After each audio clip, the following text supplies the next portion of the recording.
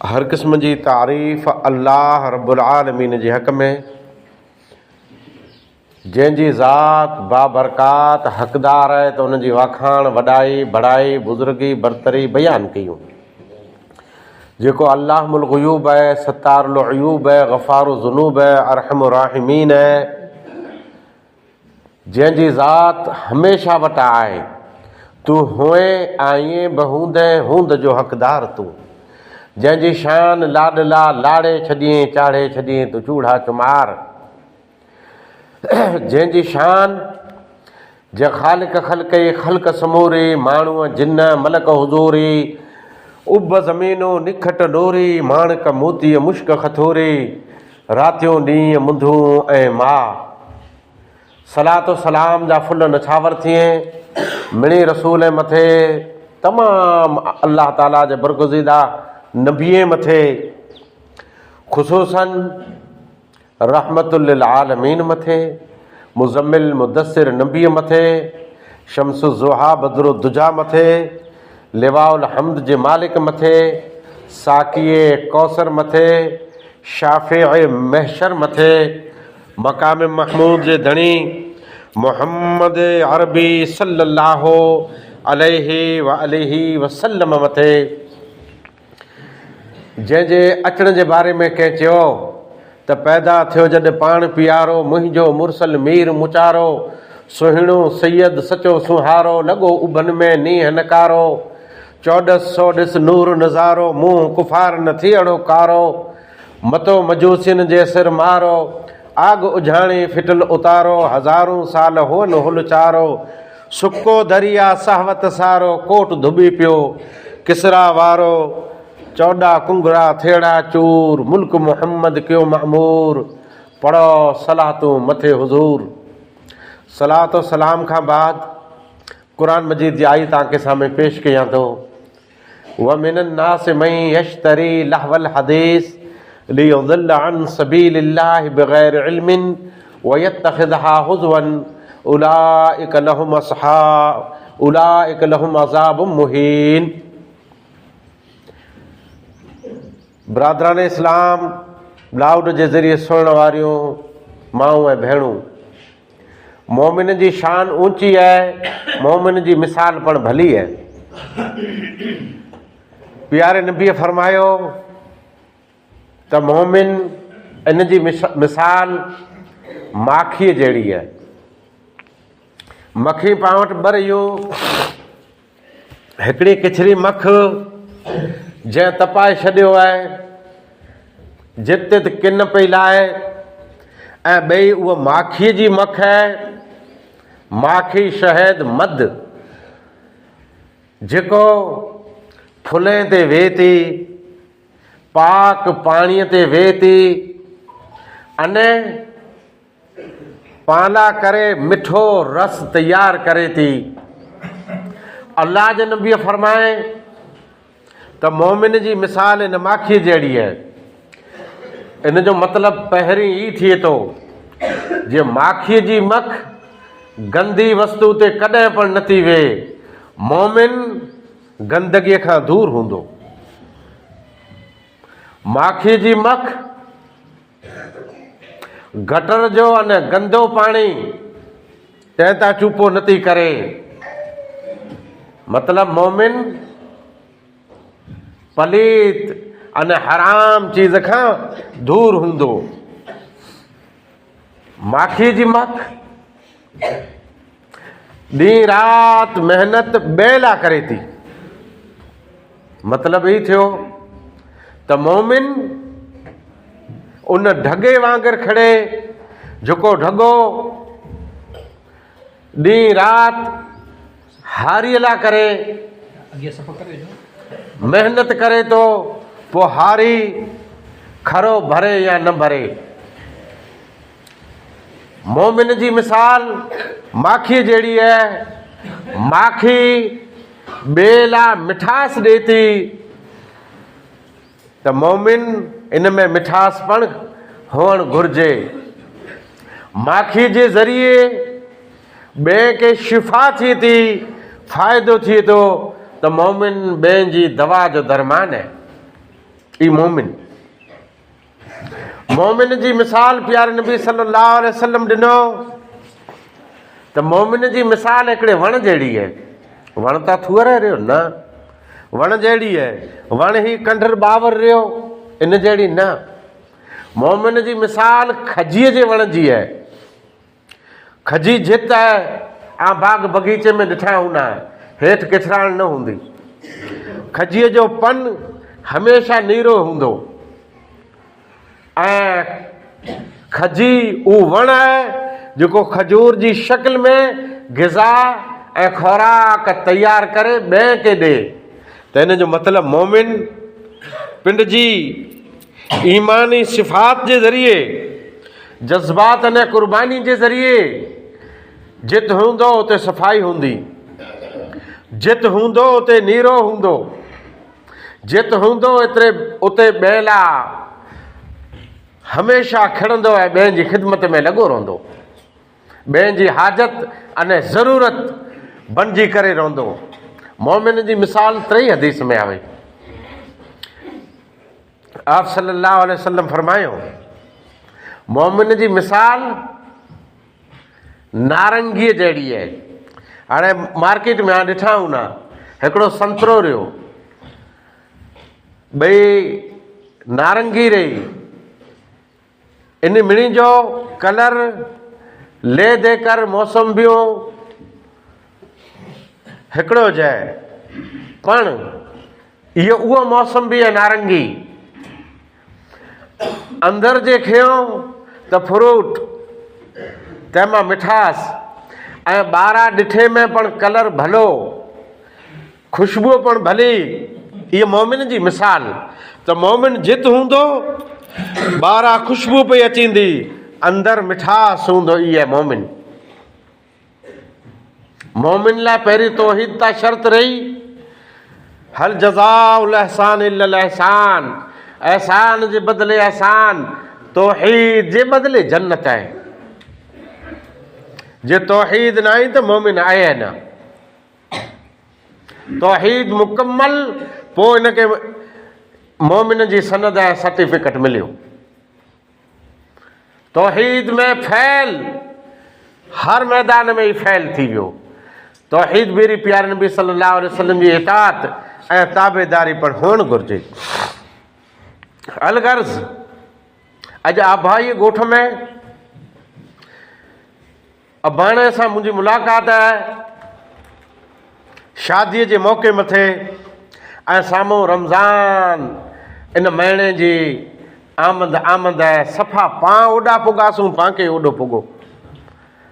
पर हीउ जेको तमहीद ॿधी आयत पेश कई, इन जे तहत आंखे साम्हूं हिकिड़ो पैगाम, व मिनन नास ऐं इंसाने मुंहिंजा, हिते मोमिने मुंहिंजा न, मुस्लमाने मां न, बल्कि मिनन नास इंसाने मुंहिंजा, पूरी दुनिया जा इंसान, इन इंसाने मुंहिंजा, आदम अलैहिस्सलाम जी धीअ पुत्र मुंहिंजा। इंसानियत क़ुरान जो उसूल आहे। मोमिने खे ख़िताब करें, साफ़ फरमाए, या अय्युहल्लज़ीना आमनू, ऐं ईमान वारा। जिते या अय्युहल्लज़ीना आमनू न आहे आम इंसान, उते मोमिन ऐं ॿिया पण मणे शामिल आहे। व मिनन नास ऐं इंसान मुंहिंजा, अमूक मणे न। उसूल था ॾिसो, अरबीअ जो केतिरो प्यारो उसूल, ऐं अल्लाह जो केतिरो ऊंचो उसूल आहे, हिकमत सां भरियल। व मिनन नास इंसाने मां अमूक, मई यश्तरी लहवल हदीस, जेको ख़रीदो फ़रोख्त कयूं था, यश्तरी एतिरे विकांदो गिने था, सौदो कयूं था, तरजीह ॾिए था। लाहवल हदीस, लाहवल हदीस के लाहो हर उहो कमु जेको अल्लाह जे ज़िक्र खां, इबादत खां गाफ़िल करे छॾे, हर उहो कमु जेको शैतान जी पसंदीदा चाल होए, हर उहो कमु जेको शैतान खे राज़ी करण जो शैतान पिंड हरबो तैयार कयईं। हदीस एतिरे ॻाल्हि रियाण इंसान मामो कहिड़ा आहिनि जेको विकांदो गिने था उन चीज़ खे जेको अल्लाह जे ज़िक्र खां गाफ़िल करे छॾे, अहिड़ी ॻाल्हि गिने था। न सम्झ में आवे, मुंहिंजो सम्झ में अञा न आयो। सौदो कयूं था, ऊंची अने क़ीमती चीज़ ॾेई करे घटिया चीज़ गिने था। भली मैं 12 थी 15 लीटर वारी मैं ॾेई न सामई सौदे में कूतरी गिड़ो। वमिनन्ना से मई अश्तरी, इंसान में अहिड़ा आहिनि जेको सौदो सटो कयूं था, क़ीमती रक़म ॾिनो अने विकांदी खाक गिड़ो, भाए गिड़ो, राख गिड़ो, वानी गिड़ो। वमिनन्नास, इंसान मामो कहिड़ा आहिनि तरजी ॾिए था रब जे कलाम मथे घटिया आवाज के। लहवल हदीस, हर ऊ कम जंहिंजे ज़रिए रब जी नाराज़गी होए ऐं शैतान जंहिं मथे ख़ुशि थिए, अहिड़ी रियाण जंहिं रियाण जे अंदरि अल्लाह रब्बुल आलमीन जी नाराज़गी अने शैतान तंहिंखे ख़ुशि करे लाइ कोई कमु कयो वञे। अगरि तव्हांजी नीयत इहा न हुए पर मुंदो ई होए, बग़ैर इल्मिन लियुज़िल्ल अन सबीलिल्लाह, जंहिंजे ज़रिए अल्लाह जी वाट खां गुमराह करे में अचे वग़ैरह जानकारीअ जे। वयत्तख़िज़हा हुज़वन, ऐं मज़ाक बनाए में अचे लाहुल हदीस के, इन रियाण के। उलाइक लहुम, अहिड़ी रियाण वारे लाइ करे अज़ाबुन मुहीनुन, ज़िल्लत वारो अज़ाब है, इहानत वारो अज़ाब है। कि आवे ॻाल्हि सम्झ में? ऊ मोमिन जंहिंजी मिसाल ऊंची माखी जहिड़ी, जंहिंजी मिसाल हरे भरे वण जहिड़ी, जंहिंजी मिसाल खुशबूदार फ्रूट से हुई, उन भला पिंड जा हथ कुरे में रंगे, उन मथे ता ईमान जो ताज फिगाए छॾे, पिंड जे तन ता ईमान जो लटो फिगाए छॾे, पिंड जे दिल जे अंदरि ईमान जी रोशनी तंहिंखे ॿाहिरि कढी उझाए छॾे। उन मोमिन ईमान वारे पिंड जे ईमान जो सौदो सटो न जाने कुरे कुरे से करे छॾे। ऐं क़ौम जा नौजवान, ऐं जन्नत जा मुतवाला, सुन्नत जा पैरोकार, रब जी तौहीद जा नारा बुलंद करण वारा, काल अल्लाह काल रसूल जूं दिल नवा सदाऊं पुकारण वारा, पावारी गाॾी विञे केॾा पई, रोड हेकण पां ॿियण पिया वञो, पावारो खेत्र हेकण पां ॿी हंधि हर जोतिरिया वेठा उभा आहियूं, फैल थी वेंदासूं। लाहवल हदीस थी मुराद म्यूजिक, लाहौल हदीस से मुराद कलाम, गायना, वाजत। इंसान मां जेको वाजत जो साधन गिने था अहिड़ियूं महफ़िलूं रचाइनि था जिन महफ़िलुनि जे अंदरि गायना, काफ़ियूं, कलाम, ढोल ताशा, म्यूसिकी हुअं थियूं। इन्ही के हीअ आयत खुआरे थी ऐं इन्ही के इहा आयत चेतावनी ॾिए थी जे तौबा न कयां त दर्दनाक अज़ाब जूं उॾाणियूं अला तैयार पयूं हुई। हदीस जे ज़रिए ज़रा सम्झो। आप सल्लल्लाहु अलैहि वसल्लम फरमायो, मुंहिंजी हिन उम्मत मां ईअं न जे जंहिं तंहिं मां अहिड़ा तैयार थींदा जेको बुराईअ खे अपनाईंदा, बेहयाईअ खे अपनाईंदा, हलाल सम्झंदा, शराब खे हलाल सम्झंदा, रेशम खे हलाल सम्झंदा। अने चौथो मुंदो हदीस में वाजत के हलाल सम्झंदा। इन जो मतिलब ही जे चीज़ूं हराम आहिनि, कंहिं कंहिं भेरो ज़िक्र आयो, सुणाओ। बुराई यानी फहश कम, तंहिं भेरो ज़िक्र आयो मर्दें के, मुड़सें ला रेशम हराम, शराब तमाम इंसानियत ला हराम। त्रै मुंदा हराम जा साफ़ वाज़े। इन भेरो चौथो मुंदो हराम जी सिफ़ में आयो त प्यारे नबी जी ज़बान मां आई वाजत आ वई, गायना आया, कलाम आया, काफ़ियूं आ वयूं। ऐं उम्मत जा मुतवाला, इस्लाम जा पैरोकार आवारा ही मोबाइल आके खड़ी किॾा वञे पिया। अल्लाह जे दीन जे अंदरि ये म्यूज़िक सुणणु हराम, सुणाइणु हराम, ऐं टेको ॾियणु पिणु हराम।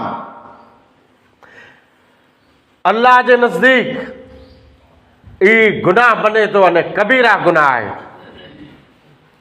रब जे गज़ब जो हिकिड़ो सबबु आहे।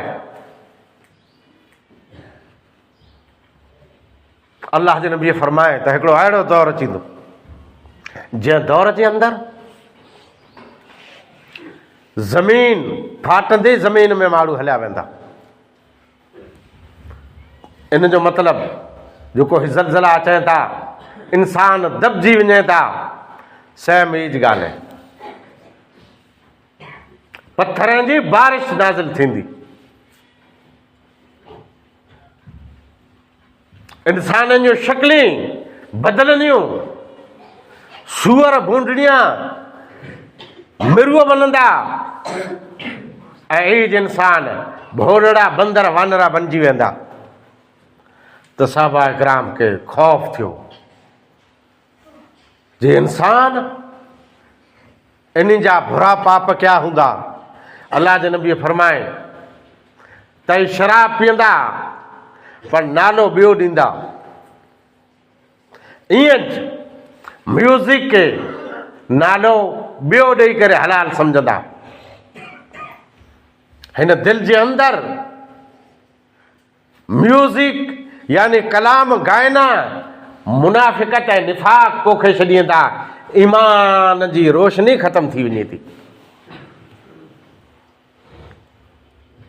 ही मोबाइल 8-10 हज़ार वारो बचले के जे एतिरे लाइ गिनी ॾिने पिय त ही भले काफ़ियूं कलाम सुणे या पिंड घोट एतिरे लाइ ॻीड़े जे आऊं झुंघारिया पियो कि सुणा पियो, मड़े सुणे पिया तला करे कुरो तूं इन वस्तु के हलाल समझने मिणी सो तो तला हलाल थी वियो। जी ईअं न आहे, बल्कि इन नीयत से आ ही गिड़ाया ता हिकिड़ी हराम वस्तु गिड़ाया। कई अहिड़ा इंसान आहिनि सिर्फ़ इन मोबाइल जे करे दोज़ख में वेंदा, घुरेला त इन जो गैर उपयोग कयूं था।